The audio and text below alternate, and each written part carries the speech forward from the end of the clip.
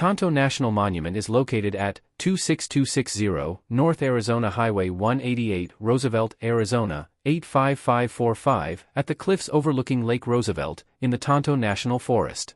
There is an upper and lower set of cliff dwellings. The trail to the lower ruins is a short hike, a 1-mile round trip, and has a 350-foot elevation gain. The upper ruins is a 3-mile round trip hike, with a 600-foot elevation gain. The upper ruins are accessed by a guided tour, made with a reservation in advance, in the cooler months of November through April. So bring a backpack with 2 liters of water, some snacks, or a light lunch, sunscreen, hat, sunglasses, and some emergency medications for allergies. Hiking boots, hiking sticks and hiking poles are optional. Arizona has a rich and deep history, a mixture of the prehistoric and historic cultures. Tonto National Monument is situated in the upper Sonora Desert of southeastern Arizona, and is a preservation site of cliff dwellings and other prehistoric culture remnants. As the original cultures left, other native peoples used the valley. The Spaniards arrived in the 1500s, followed by pioneers from the east, further changing what is now Arizona.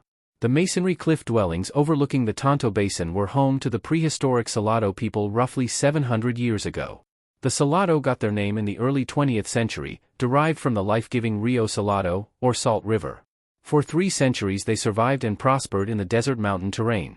Out of all the prehistoric sites of the Southwest, this one holds a special significance in the fact that the Salado culture was a melting pot of the 3 larger cultures of the Anasazi, Mogollon, and Hohokam. The Salt River and Tonto Creek deposited rich soil in the floodplain, nourishing thick strands of mesquite, black walnut, and sycamore. The hillsides and mesas supported vegetation characteristic of semi-arid climates, saguaro, cholla, prickly pear, agave, and jojoba. A few pinyon and juniper trees grew on the higher hilltops. Deer, rabbit, quail, and other game flourished in this desert region. Nomadic people made their way to the basin as early as 7,000 years ago. The Hohokam were the first permanent settlers in the later half of the 8th century. By 1150 the traditional styles of making pottery and other textiles had changed. These new styles marked the emergence of the Salado. Like their predecessors, the Salado were farmers.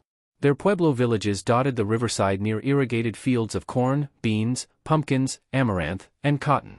They exchanged surplus food and goods with neighboring tribes, joining the trade network that reached from Colorado to Mexico and to the Gulf of California. Sometime between 1400 and 1450 they left, leaving behind a vague notion of who they were and how they conducted their lives. Angelina Mitchell Brown, a young schoolteacher, provided the first written account of the cliff dwellings in 1880. Her diary provides a detailed account of a field trip she took her students on from her school near Tonto Creek. The Southwest Region Park archaeologist Adolphe Bandelier was the first to survey and map the Salado ruins in what was then Arizona territory, making a lone journey there on his trusty sidekick Chico, his horse companion.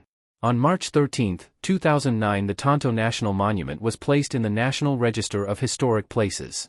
The visitor center's amenities include a wonderful collection of Salado pottery, textiles, and examples of the desert region's wildlife and vegetation. Another museum on the Salado culture and region can be found at the National Forest Service's Lake Roosevelt Visitor Center. Located a short distance going north on Highway 188 as you leave the park, just southeast of the dam, turn off onto 62 Roosevelt, Main Street.